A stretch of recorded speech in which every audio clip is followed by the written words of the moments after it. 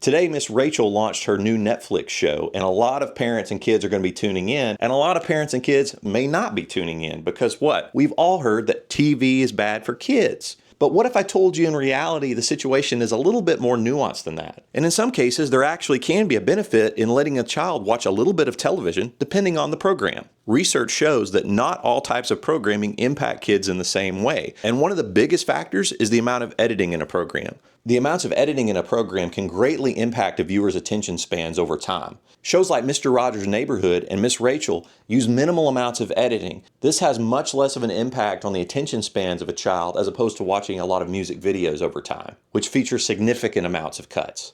A cut is when you go from one shot to the next. We use cuts to condense time and to maintain viewer interest because it adds visual variety to a program. Additionally, research shows that programs which feature direct engagement with the viewer, like Mr. Rogers' Neighborhood, like Miss Rachel, where she talks directly at your child, are shown to have some positive benefits as well. During the pandemic, a lot of parents asked doctors, should we let children FaceTime their relatives? And it was a resounding yes, let them do it, because there are positives to screen time in some situations. A blanket ban really doesn't make sense. The reality is it's a lot more nuanced than that. Today, Miss Rachel was launched on Netflix.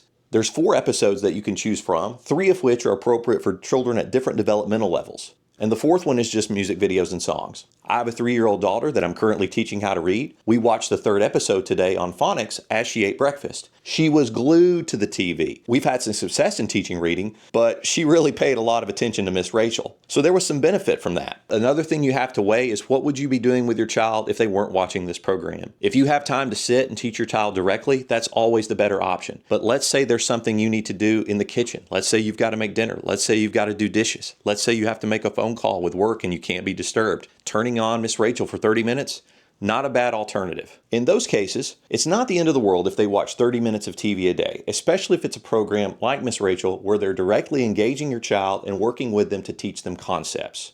It's a much different impact on them, and there's a lot of positives from those impacts. And so while I don't recommend that you let your child sit for hours on end and just watch TV and let them be raised by someone else, I do see the benefit in small spurts, 30 minutes or so, every so often, of watching a little bit of educational programming with minimal cuts and direct engagement from the host. I hope you found this helpful. Please like and subscribe.